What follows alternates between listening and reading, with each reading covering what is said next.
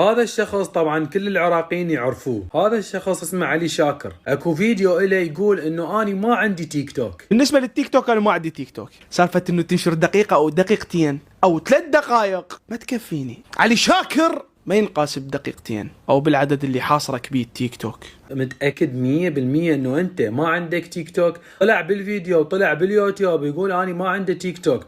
طبعا هذا الشخص انا احترمه وانا من متابعينه ومحتواه كلش حلو، بس اريد اعرف ليش كذبت وقلت اني ما عندي تيك توك والتيك توك مالتك موجود وفيديوهات انت مسويها. راح اراويكم فيديوهات هو ناشرهن بنفسه، راح اراويكم فيديوهات هو 24 ساعة كان بالتيك توك. الحساب لحد الان موجود بالتيك توك والناس كلها مغلسة وما يدرون بيه.